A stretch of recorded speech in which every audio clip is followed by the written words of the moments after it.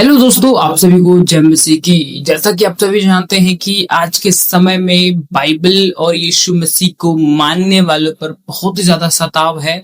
अभी के समय में ऐसे बहुत सारे न्यूज़ निकल कर आ रहे हैं जहां पर मसीही लोगों को उनके चर्च में अचानक से पहुंचकर अशांति फैलाई जा रही है और वहां पर लोगों पर धर्म परिवर्तन के आरोप लगाए जा रहे हैं। ये हम सभी जानते हैं कि ये आरोप बिल्कुल झूठे हैं, लेकिन फिर भी बहुसंख्यक होने के कारण, बहुत ज्यादा संख्या में आने के कारण वो दबाव डालते हैं, क्योंकि मसीही यीशु मसीह को मानने वाले कभी भी हिंसा नहीं करते और जो हिंसा करता है वो मसीह का नहीं है। और क्योंकि यीशु मसीह ने कहा है कि मैं प्रेम को बांटने आया हूँ। यीशु मसीह 2000 वर्ष पहले जब आए थे तो वो प्रेम बांटने के लिए आए थे, दया देने के लिए आए थे कि हर एक व्यक्ति अपने पाप से मन फिराए ताकि उसका उद्धार हो। लेकिन लोग इस भ्रम में बैठे हुए हैं कि यीशु मसीह सदैव ऐसे ही हैं। लेकिन बाइबल का एक ऐसा पुस्तक प्रकाशित वाक्य जिसमें हमें देखने को मिलता है कि यीशु मसीह उसमें एक राजा की तरह आएंगे और वो एक सेना का अगुवाई करेंगे। जितने भी पापी हैं उनके पाप के अनुसार फल भी देंगे और सजा देंगे। हम सभी जानते हैं कि स्वर्ग में परमेश्वर की उपस्थिति है, लेकिन नरक में परमेश्वर की उपस्थिति नहीं है।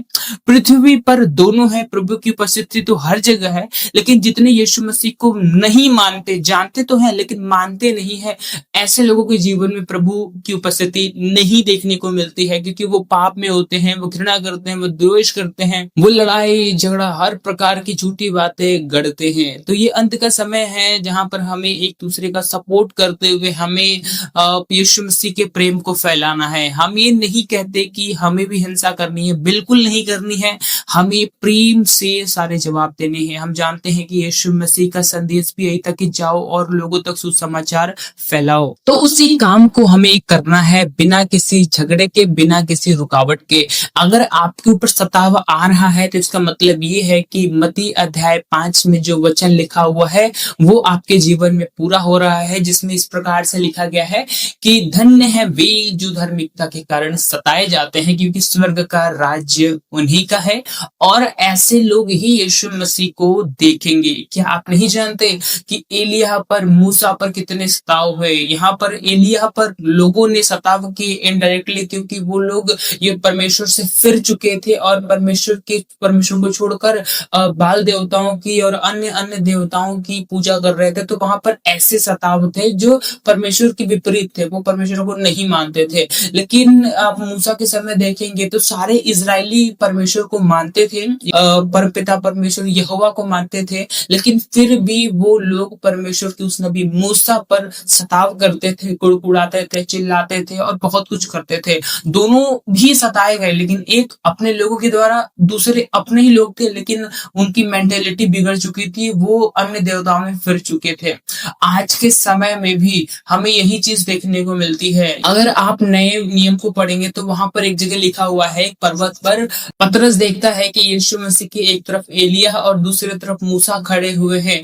हम ये जब पढ़ते हैं तो हमें लगता है चलो परमेश्वर ने उन्हें भेजा होगा, लेकिन यहाँ पर एक हिडन सीक्रेट छुपा हुआ है। परमपिता परमेश्वर ने वचनों में कहा है कि ये जो बातें तुम देख रहे हो, बहुत लोग चाहते थे कि देखें लेकिन वो न देख सके और वो सो गए। हम ये पढ़ते हैं। हम ये भी जानते हैं कि ये जो दोनों एलिय्याह और मूसा है वो पुराने नियम के नबी हैं। तो दोनों भी चाहते थे कि वो परमपिता परमेश्वर के आगमन को देखें, परमेश्वर के पुत्र को देखें।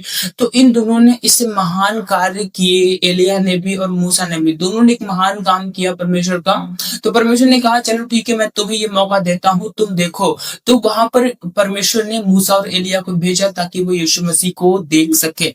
और एक और बात गौर करने की है कि यीशु मसीह के जो एक तरफ खड़े थे वो जीवित थे और दूसरे तरफ जो खड़े थे वो मृत थे। कहने का मतलब ये है कि एलिय्याह ने मृत्यु का स्वाद नहीं चखा, लेकिन मूसा मरा और परमेश्वर ने उसे जीवन दान दिया। क्या दिया इसके बारे में तो मैं नहीं कहूंगा, क्योंकि मैं इसके बारे में बहुत ज्यादा नहीं जानता। लेकिन मैंने एक प्रचारक से सुना था, उन्होंने कहा था कि यीशु मसीह की एक तरफ जीवन और एक तरफ मौत, मतलब जिसमें सही है ये दिखाता है कि परमेश्वर जीवित और मरे हुए दोनों का खुदा है, दोनों का परमेश्वर है और उसको छोड़ और कोई परमेश्वर है ही नहीं। तो आज के टाइम पे हमें यीशु मसीह को देखने की ज़रूरत है। सताव आ रहे हैं, बिल्कुल आएँगे, क्योंकि यीशु मसीह कहते हैं कि ऐसा न समझो कि सताव नहीं आएगा, आएगा, लेकिन तुम कितने तैयार हो सहने के लिए। और वचन में ये भी लिखा है कि आपके सहने से बाहर आपको सताव नहीं मिलेगा।